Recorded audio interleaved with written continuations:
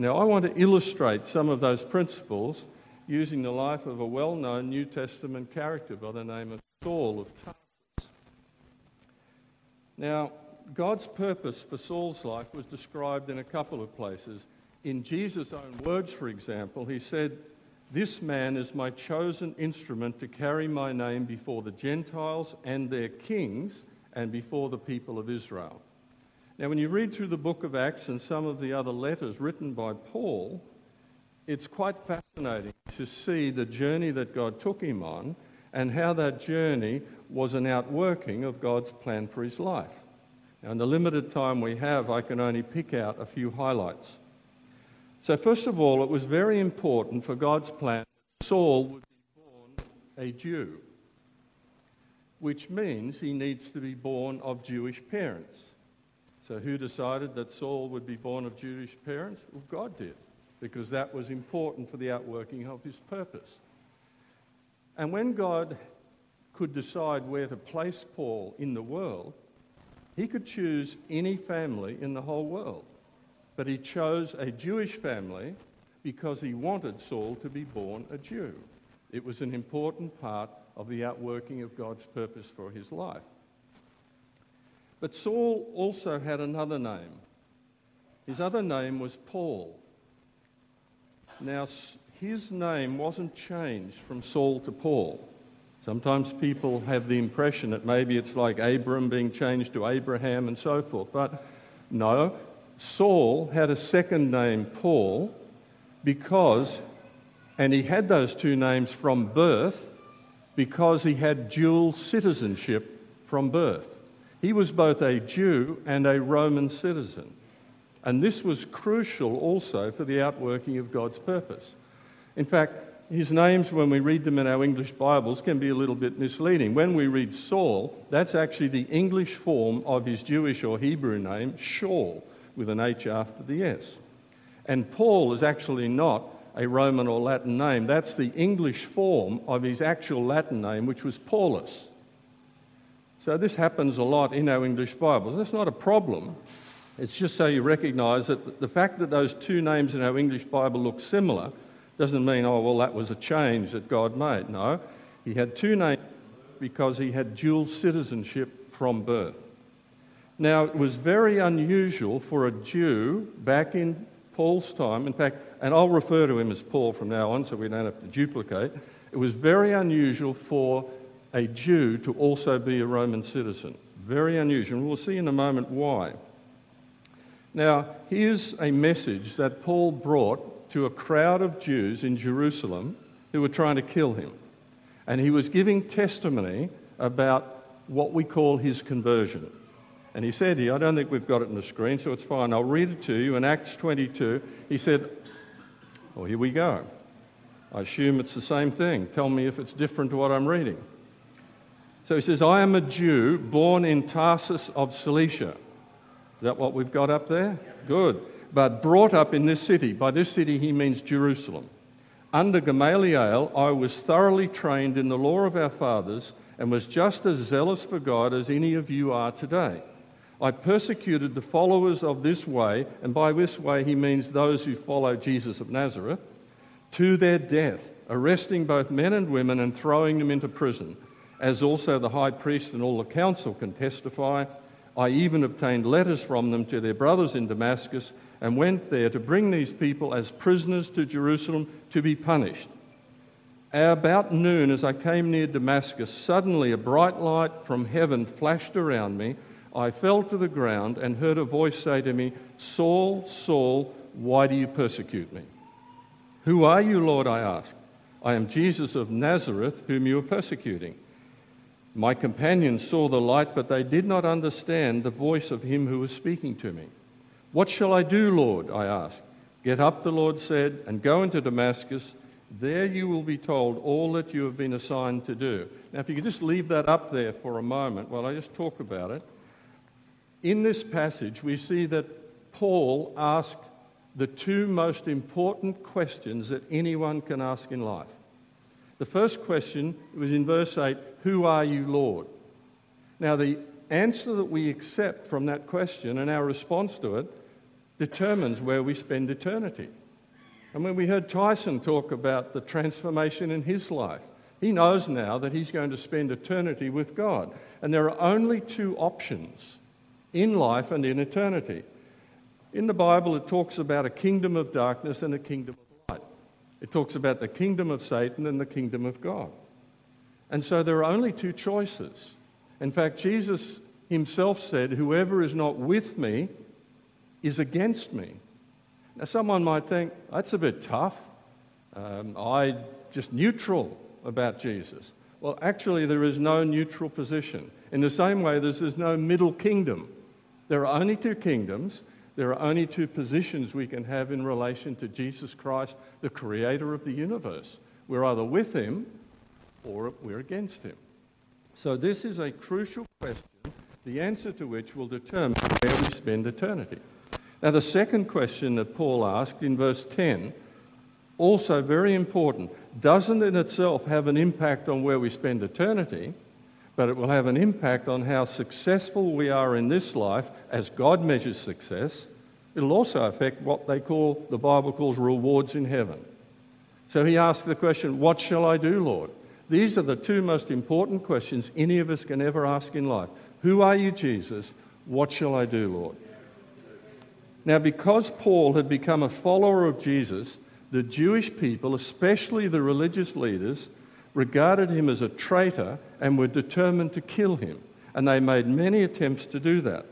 So if the second passage, if you could bring that one up, in Acts 21, it said, some Jews from the province of Asia saw Paul at the temple. They stirred up the whole crowd and seized him. While they were trying to kill him, news reached the commander of the Roman troops that the whole city of Jerusalem was in an uproar. He at once took some officers and soldiers and ran down to the crowd. When the rioters saw the commander and his soldiers, they stopped beating Paul. The commander came up and arrested him and ordered him to be bound with 2 chains. Then he asked who he was and what he had done. Now, after this, Paul asked the commander if he could address this crowd that was trying to kill him. The commander agreed, and so he began to talk to the crowd, and the passage we read first is part of what he delivered to the crowd. He then went on to mention some other things until he got to this part, which is the third passage, if it throws it up, in Acts 22. And he's saying to the crowd, then the Lord, he has a vision of Jesus, and Jesus basically says, get out of Jerusalem, they're not going to listen to you. And then he goes on to say, go, I will send you far away to the Gentiles. He said the crowd listened to Paul until he said this. Then they raised their voices and shouted, rid the earth of him, he's not fit to live. As they were shouting and throwing off their cloaks and flinging dust into the air, the commander ordered Paul to be taken into the barracks. He directed that he be flogged and questioned in order to find out why the people were shouting at him like this. As they stretched him out to flog him, and that was not going to be a pleasant experience, Paul said to the centurion standing there, is it legal for you to flog a Roman citizen who hasn't even been found guilty? When the centurion heard this, he went to the commander and reported it. What are you going to do? He asked. This man is a Roman citizen. The commander went to Paul and asked, tell me, are you a Roman citizen? Now you can tell from this, incidentally, that the commander has assumed that probably like every other Jew in Jerusalem, he's just a Jew. It hasn't entered his mind that this man might be a Roman citizen. So he's arrested him, he's about to flog him, and suddenly he becomes aware of the fact he's not just a Jew, he's a very unique and unusual Jew in the sense that he's also a Roman citizen. He has dual citizenship, organised by God. He said, yes, I am a Roman citizen. Then the commander said, I had to pay a big price for my citizenship, but I was born a citizen, Paul replied. Those who were about to question him withdrew immediately. Okay, look at the impact that this has. The commander himself was alarmed when he realised that he had put Paul, a Roman citizen, in chains. Now, there's a few things happening here. First of all, Paul's Roman citizenship just saved him from a flogging. And I'm sure he was very appreciative of that. The next thing, as I mentioned, you can see that the commander is very surprised that this Jew is a Roman citizen. It was unusual for a Jew to also be a Roman citizen. Well, who organised that? Well, God did. We'll come to that and see how he did this. The next thing is that the commander is not only surprised he's a Roman citizen, he's even more surprised to find out that he didn't pay a big price to become a citizen as he had. He was actually born a citizen. And then he's alarmed because they looked after their own. The Roman soldiers looked after their own. In fact, the reason he's alarmed is because if they didn't look after their own citizens, they could be executed in serious cases. So suddenly he gets a shock. He says, what's going on here? So we see from this passage that Roman citizenship was highly valued. It was also very unusual for a Jew to be a Roman citizen. Okay, let's read on. And we haven't got this on the screen, but I'll read it to you. The next day, since the commander wanted to find out exactly why Paul was being accused by the Jews, he released him and ordered the chief priests and all the Sanhedrin, that's a Jewish council, to assemble. Then he brought Paul and had him stand before them. Now there's a number of spiritual gifts. It's 26 by my count, and one of them is discerning. And Paul was fairly discerning, and he noticed when this whole council of the Jews came forward to attack him and to try to get him killed in this debate, he noticed that part of them were Pharisees and part were Sadducees. And the Pharisees and Sadducees had two quite different views on certain important matters of theology. Paul himself was a Pharisee, raised by someone who was a Pharisee. So he declared that he was a Pharisee, and suddenly a dispute breaks out between all the Jewish council who were there to try to attack him. So they're now fighting with each other. And it goes on to say that the dispute became so violent that the commander was afraid Paul would be torn to pieces by them. He ordered the troops to go down and take him away from them by force and bring him into the barracks. Now, at this point, Paul is probably wondering where this is all going to end up. He gets some unusual and unexpected encouragement. It says, the following night the Lord stood near Paul and said, "Take courage. As you have testified about me in Jerusalem, so you must also testify in Rome." Well, now we also know that Jesus wants to get Paul to Rome. And God protects him all the way to Rome, even though the Jews make a number of attempts to try to kill him. God protects him against ambushes, a shipwreck, and other dangers he has to face, because when God calls us to do something, he will make it possible for us to do it if we cooperate with him. And so God is going to get Paul to Rome safe. In fact, in one example, there was one ambush that we read about in the book of Acts where, thank God, Paul's nephew found out about it in time, and Paul was given a military escort to go to another city, to Caesarea. Listen to the escort he got. 200 soldiers, 70 horsemen, and 200 spearmen. Now that's an escort of 407 Roman military personnel to protect one man and a prisoner at that. Why? Because he was a Roman citizen. If he wasn't a Roman citizen, if he was just a Jew, there's a fair probability they would have thrown him to the wolves. It wasn't so many years earlier that they'd crucified a Jew called Jesus of Nazareth. He wasn't a Roman citizen. They crucified him on trumped-up charges. The Romans didn't care too much about Jews, if they were just Jews. But the moment they found one that was a Roman citizen, the whole world changed for them. Their whole perspective changed. So God knew in advance, and this is interesting. See, sometimes when God calls us to do something, we might have a certain idea of how he will go about that. And I guess when Paul heard Jesus say, "I want you to go to Rome," it's interesting that Jesus knew that the safest way to get Paul to Rome was not as a free man, and certainly not on a first-class ticket. He knew the safest way, because of the way the Jewish leaders were determined to kill him, the safest way to get Paul to Rome was not as a free man, as a prisoner under Roman military escort. See, God knows all of this in advance. He works it out. So maybe sometimes if we find ourselves in a situation we didn't anticipate, we have to trust God that He knows what's going on. And as far as He's concerned, this is the way to achieve the objective that He set for us. Now, when he arrived in Rome, there's a whole lot of interesting things that go on, but when he arrived in Rome, here's something very significant that also happened, which is related to his Roman citizenship. Instead of being thrown into prison, when he gets to Rome, he's only placed under house arrest. We read in Acts 28:16, for example, it says, "When we got to Rome, Paul was allowed to live by himself with a soldier to guard him." Why? Because he's a Roman citizen and because he hasn't been charged with a serious crime against the state. If he wasn't a Roman citizen, he would have been put in prison. So he's under house arrest only. What is significant about him being under house arrest? If you read the last 2 verses of the book of Acts, this is what it says. "For 2 whole years, Paul stayed there in his own rented house and welcomed all who came to see him. Boldly and without hindrance, he preached the kingdom of God and taught about the Lord Jesus Christ." This is a prisoner.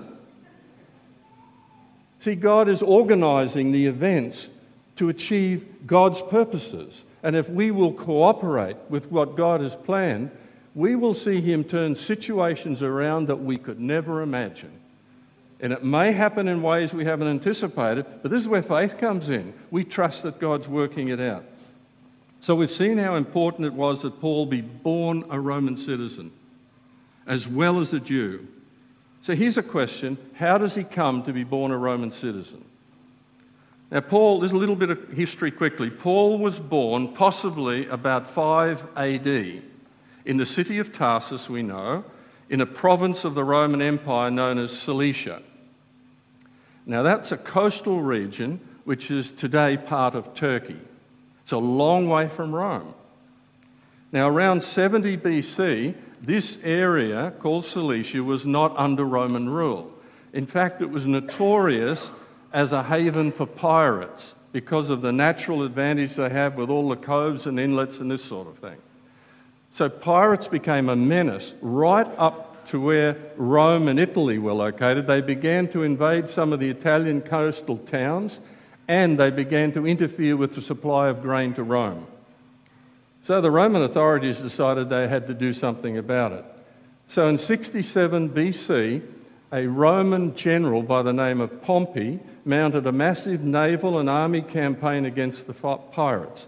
He subdued them, and in 64 BC, he organised the region of Cilicia into a new province of the Roman Empire, with Tarsus as the capital city. Now, this meant that the residents of Tarsus and the rest of Cilicia, and this is where Paul was going to be born, the residents of Tarsus now came under Roman rule. Now, under Roman law, a child could only be born a Roman citizen if their father was a Roman citizen. How did a Jew like Paul's father, or perhaps even his grandfather before that, become a Roman citizen? Now, we aren't told in the Bible. There are some interesting historical possibilities, but none of them are conclusive, so there's no point going there. And it doesn't really matter in a way how he came, how his father or grandfather came to be a Roman citizen. All that matters is that Paul's father was a Roman citizen when Paul was born, which meant Paul was born a Roman citizen as well as a Jew. That's where the dual citizenship started. That's where his dual name started. Now, we know that Roman citizenship was highly valued. We know it was very hard to come by. There was only a few ways, apart from being born a Roman citizen, that it could happen. So it was very rare, and rare for a Jew to also be a Roman citizen. You see, this is interesting because when God works out where he will place us in world history, he is thinking about what he wants to achieve through our life, And what he did with Paul is he knew that he wanted Paul not only born to a Jewish family, but also born a Roman citizen. So you could imagine that God, if he had limited knowledge, he could have thought, well, I want Paul raised in Jerusalem and educated in Jerusalem because Gamaliel was regarded as probably the top rabbi or teacher of the Jewish faith at the time. So if God had limited knowledge, he might have thought, well, why not let Paul be born to a Jewish family in Jerusalem? Plenty to choose from, except that he wouldn't have been born a Roman citizen. So what God did is he chose a Jewish family who lived not at Jerusalem, but at a place called Tarsus, nearly 600 kilometres from Jerusalem, because there was a family where the father was also a Roman citizen, which meant his son would be born a Roman citizen. And if you can imagine Paul and his father getting together on Father's Day, which I don't know if they did, but if they did, I could imagine Paul would have said to his father something like this: Dad, on top of everything else you've done for me, thank you for being a Roman citizen when I was born, because that saved my life so many times and made it possible for me to do what God created me to do. Now there's Father's Day. So God arranged all of this. What God did is he looked down the timeline of human history and he made sure that he would introduce Paul into the world in the right place, at the right time, in the right circumstances. And here's the thing, he has done exactly the same with us. He has looked down the timeline of history and he's brought us into the world at the right time, in the right place and in the right circumstances to fulfill his purpose for our life. So here's my title. It comes in now. Your mission, should you choose to accept it, is to become a follower of Jesus Christ and to find out what he has called you to do. What is the purpose for which he has created you, and to align yourself with that purpose. Now, to do this, we need to ask these two great questions. Who are you, Lord? And most of us here tonight would have asked that question, and we know the answer. And we're aligned with that, and that's great. If you haven't asked that question or you're not sure, that's something you can do at any time. We also need to ask a second question. What shall I do, Lord? What is it that you have called me to do? What are the assignments that you have for me? In the same way as Jesus said to Saul, I've got assignments for you, God has assignments for us. Now, that doesn't mean a detailed list of things he necessarily wants us to do. Initially, it's more a general understanding of the way he's designed us to function and how he wants to express his life through us. And then as we go on the journey, we'll get greater clarity, more understanding of what that involves. But this is our mission, is to find this out and discover it. Now let me close with this thought. Here's another way of looking at this whole concept. To me, life is like a treasure hunt. In Proverbs chapter 2, it encourages us to seek for wisdom as for hidden treasure. Now one of the important things with wisdom is to know what God's called us to do, to align ourselves with his purpose. If we want to find hidden treasure, most of you, I'm sure, would have read stories of pirates and buried treasure and this sort of thing, and hopefully I can hear you, but what is the first thing you need if you want to find buried treasure other than a shovel? A map. Okay, good. That's the first thing. What's the second thing? Because a map could cover a big area. You need some clues as to where it is on the map, even if it's X marks the spot or whatever it might be. Now, here's the thing. When it comes to discovering God's purpose for your life, your treasure map and your clues are written in your life and in your life history. It's a matter of knowing what to look for and how to interpret what you find.